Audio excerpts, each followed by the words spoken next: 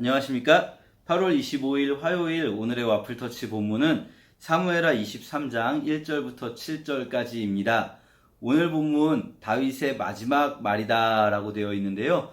드디어 길고 길었던 사무엘하 여정을 마무리하게 됩니다. 다윗의 마지막 말이다 이런 표현을 들으면 자연스럽게 이것은 마치 유언 같구나 라는 뉘앙스를 느끼게 되는데요.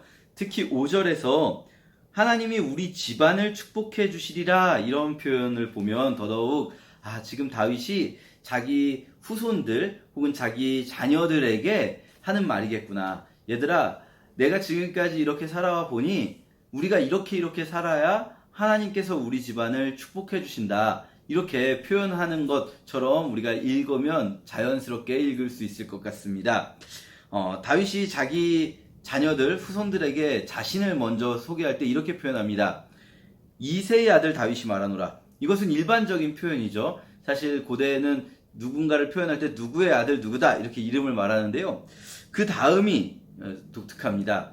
우선 하나님이 위대하게 하신 자입니다. 하나님이 위대하게 하셨다. 내가 위대한 것이 아니라 하나님께서 나를 위대하게 쓰셨다라는 거예요. 하나님께 그 모든 상황을 돌리는 거죠. 이게 사실 그냥 보통 사람이 내가 하나님이 위대하게 하신 자다 자신을 말하면 되게 교만하게 들릴 수도 있는데요. 다윗 같은 경우는 이미 누구나 인정하는 위대한 왕이지 않겠습니까? 어쨌든 한 나라의 왕인데 그 사람이 자신을 이야기할 때 자기가 위대한 왕이다 이렇게 표현하지 않고 하나님이 위대하게 하셨다 이렇게 말할 때 그것은 굉장히 어떻게 보면 겸손한 표현일 수 있는 거거든요. 또한 이런 생각을 하게 하는 거죠. 하나님이 그러면 이 사람을 왜 위대하게 하셨을까? 또 그 뒤에 이렇게 이어집니다. 야곱의 하나님이 왕으로 선택한 자. 마찬가지죠. 스스로 왕이 된 자가 아니라 하나님의 선택을 받은 자라는 거예요. 내가 한 게 아니라 내가 왕이 된 것이 아니라 하나님께서 나를 왕으로 선택하셨다. 그러면 하나님이 도대체 이 사람의 무엇을 보고 왕으로 선택하셨을까? 이 사람이 잘나서일까? 이런 생각을 하게 되죠. 그때 마지막으로 이런 표현이 등장합니다. 이스라엘의 시인 다윗이 노래하노라. 되게 독특한 표현이죠. 이스라엘의 노래하는 자, 다윗이 노래하노라. 이스라엘의 노래하는 자라는 표현은 다윗이 생각할 때 어쩌면 여기 나온 순서를 본다면 하나님이 다윗을 위대하게 하신 것도 또 하나님이 다윗을 왕으로 선택하게 하신 것도 다윗 자신의 고백으로는 자신이 이스라엘의 시인 이 표현이 많이 시적인데 하나님을 노래하는 자였기 때문이지 않을까 이런 생각을 해보게 됩니다. 하나님을 노래하는 자, 하나님의 위대하심을 높이고 하나님의 그 존재와 하나님께서 행하신 일들을 노래하는 자. 다윗은 수많은 시를 남겼는데요. 삶이 힘들 때, 어려울 때, 또 억울한 일을 당할 때, 또 잘 풀릴 때, 좋은 일이 있을 때, 그 모든 상황에서 다윗은 하나님을 인식하고 그 하나님의 노래를 불렀다는 거죠. 그렇게 이스라엘의 노래하는 자를 하나님은 위대하게 하시고 왕으로 선택하셨다는 겁니다. 오늘을 사는 우리들의 삶은요, 다윗처럼 스펙타클하지 않다고 생각할지도 모르겠어요. 성경에 나오는 인물들의 삶은 되게 뭔가 드라마틱한 부분들이 있는데 우리의 삶은 그냥 늘 뻔한 것 같다고 생각할지도 모르겠습니다.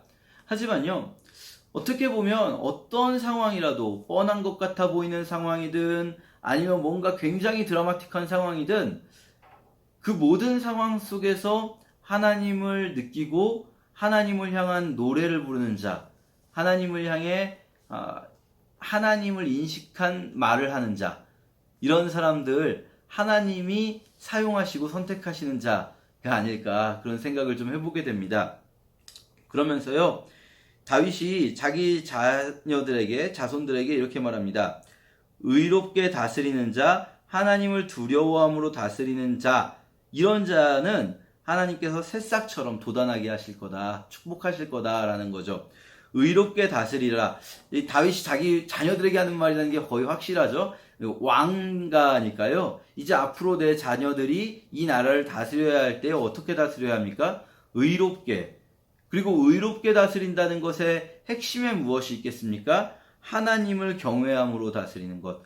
사실 우리가 이제 앞서 잠언도 봤었는데요. 하나님을 경외하는 것, 이것이야말로 정말로 의로움과 또 세상에서 우리가 살아가야 할 모든 삶의 방향성을 정하는데 가장 중요한 거죠. 하나님을 경외하는 것. 여기에서부터 모든 지혜가 출발한다고 할 수 있습니다. 하나님을 경외하는 자는 의롭지 않을 수가 없어요. 왜냐하면 하나님께서 나를 지켜보고 계시다는 걸 늘 의식하기 때문인 거죠. 반면에요, 6절에 악한 자들은 내어 던져버릴 가시나무와 같아서 아무도 맨손으로 잡을 수 없고 그것을 잘라 불에 태워버리려면 철제 도구를 사용해야 하리라. 이 표현 좀 재밌는데요. 악한 자들은 가시나무 같아요. 그래서 이것을 도구로 쓸 수가 없다는 거예요. 이 좋은 나무가 있으면 지팡이로 쓰든 막대기로 쓰든 뭔가 도구처럼 가구를 만들든 쓸 수가 있을 텐데 악한 자들은 가시나무 같아서 이 손으로 잡을 수가 없는 거예요. 누가요? 하나님이요. 하나님이 그러니까 이들을 그냥 부드럽게 품어주시지 않고 던져버릴 수밖에 없다. 불태워버릴 수밖에 없다. 철제 도구를 사용해서 이 가위와 칼을 사용해서 잘라내고 불태워버릴 수밖에 없다는 거죠. 이 표현 속에는요, 이런 뉘앙스가 있다고 생각할 수 있을 것 같아요.